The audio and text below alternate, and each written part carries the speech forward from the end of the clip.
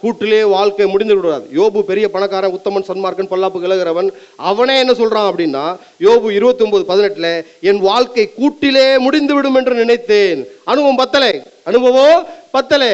அப்ப கூட்ட விட்டு சாதகமான இடம், இவ்வளவு சம்பளம் போதும், இவ்வளவு அப்படி கிடையாது.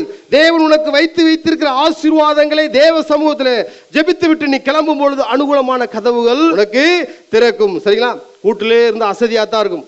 கூட்டிலே இருந்தா அசதியாத்தான் இருக்கும். படுத்தே கிடக்கிறவனுக்கு பகலெல்லாம் இரவுதான். இரவுதான்.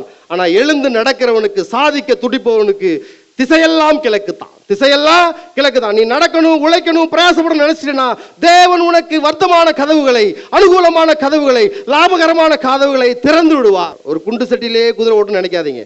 வேர்ல்டு ஃபுல்லா போங்க, நிறைய இடத்துக்கு போங்க, பிள்ளைகளை அனுப்புங்க, நிறைய நாலேஜ் கேதர், நல்ல லாங்குவேஜ் ஸ்கில் வேணும். பிள்ளைகள் தடுமாற முக்கியமான காரணம் என்ன? ஆங்கிலம் தெரியும்.